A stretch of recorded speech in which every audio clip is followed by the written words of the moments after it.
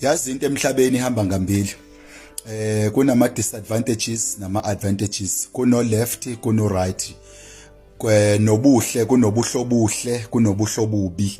Nobubi futhi buhamba ngabili, kunobubo obuhle, nobubo bubi. Yeah, so nje fanele si understand noma kunobubo obungcono noma kunobubo obuwesi. Nabantu ababe empilweni bahlukene kabili. Kunabantu abangakudestroya umuntu ongakudestroya kangcono, kube khona ongakudestroya wes. Empilweni fanele uunderstand ukuthi yonke into ihamba ngambili empilweni. Ungcono umuntu ozovela ekumake destroyer ekumosa empilweni avele nje straight akulimaze nje straight kucaca ukuthi ukulimazile, ukwazi ukuthi umvike, ukwazi ubaleke.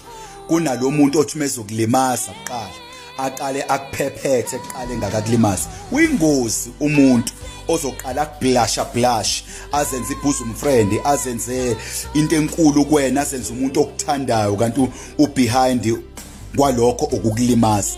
Lo muntu ufana negundane. Igundane lithi lizokuluma liqala likuphephethe qala likunwaye qala likunwaye kanti liyakulimaza, kanti liyakubulala.